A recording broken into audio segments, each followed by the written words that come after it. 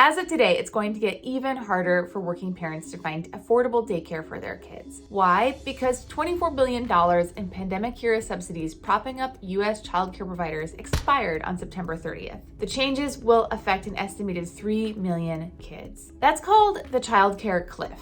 Women's participation in the labor force, which recently reached an all-time high, might fall right off it. Why should you care? Because when women are forced out of the labor force, it's bad for their families and the economy. Single earner households are more than twice as likely to be low-income households. Households with just one breadwinner make up more than half of low-income families, compared to just 20% of households with multiple earners. Childcare in the US has been a major problem for a long time now, and losing billions of dollars is just the latest chapter. To keep things simple, I've broken the childcare crisis into 3 buckets. First is the lack of affordable, high-quality childcare options. Second is the unequal burden put on working mothers. Third is how that burden is stifling women's incomes at work. So back in 2021, Congress passed the American Rescue Plan Act, which included that $24 billion that was meant to help stabilize the childcare market. But since Washington made no effort to find a more permanent solution,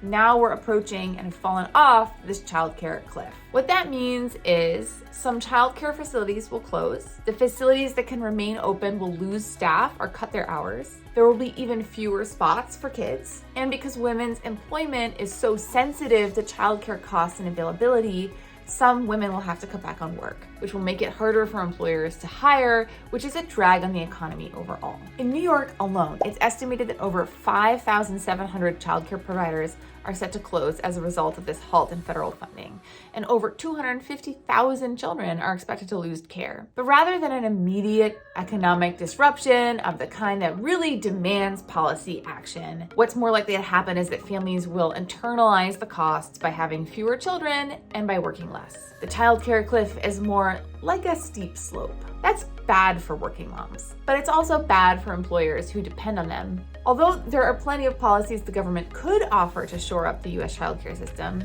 there aren't a lot of people in Washington who think that's a real possibility right now. Yes, the U.S. has long accepted that there is some kind of right to government-funded public school with even government-funded transportation on a yellow school bus. But for kids under 5, care is the employee's problem, which means that it's the employer's problem. A 2018 analysis by the Center for American Progress found that 83% of parents with kids under 5 agreed that finding quality, affordable daycare was a serious problem where they lived. Half the country lives in a childcare desert. It can take years to get off the wait list for full-time care, and even when you get it, it can be unreliable, even if it's very expensive. I felt this as a new mom when I came back to work after maternity leave. It was something that we had really planned like way ahead of time. When I was about 14 weeks pregnant, we did not get full-time 5-day-a-week care until our daughter was over a year old. Many large employers do offer some assistance with childcare, but much more is needed to fill the shortfall. The most common benefit offered by about 59% of employers is a flexible spending account for dependent care. These programs allow workers to pay for care with pre-tax dollars, but they're not always as valuable as they might seem. Dependent care FSAs are capped at about $5,000 a year, a level set in 1986, when I was 5. The annual cost of care for a toddler back then was about $3,300. Today, the annual cost of toddler care is closer to $14,000. It can easily be higher in major cities. I live on the outskirts of Boston, and our daycare costs about $22,000 a year. That was also by far the cheapest option that we found. After working moms got hammered by daycare and school closures during the pandemic, a combination of daycare and school reopenings and the flowering of remote flexible work helped spur the highest ever workforce participation rate for women with kids. Childcare subsidies were absolutely crucial to making that happen. It would be unbelievably short-sighted to shove all that progress off a cliff. With fewer options available, some parents will be forced to cut back at work. Usually that's the mothers, not the fathers. When I have asked researchers about this, there are usually a variety of reasons, but the bottom line will probably be familiar to you. US women just end up doing more at home. Even when couples want to be more egalitarian, it's hard to do that in a society that really is based on these cultural expectations. Schools are more likely to call moms than dads, even when dad's phone number is first on the forms. Pediatricians tend to do the same thing. They call moms first, not dads. It's even funny sometimes to see all the ways that we praise dads for just taking care of their kids. I remember there was one time my husband, he was shoveling with our daughter in the toddler carrier backpack. Someone literally drove down and was like, "Oh my God, you're super dad," as they drove down the road. No one has ever called me super mom. No stranger has ever stopped me at the grocery store and been like, "You're doing an amazing job." There's a lot of cultural forces here at play, and the bottom line is that we see parenting as a mom's job. We see it as innate. It's something that she just has to do. It's her core personality, and for dads, often we assume that work still comes first. This added pressure on women is part of what led to a major loss of moms in the workforce back in March 2020, when so many schools and daycares closed. Washington's inaction has put us at risk of it happening again. But even mothers who keep their careers going suffer a financial penalty from having kids. American mothers typically earn less than childless women, while fathers earn just as much as childless men. The motherhood penalty has been documented for years, and it's actually the primary reason for the gender pay gap between men and women.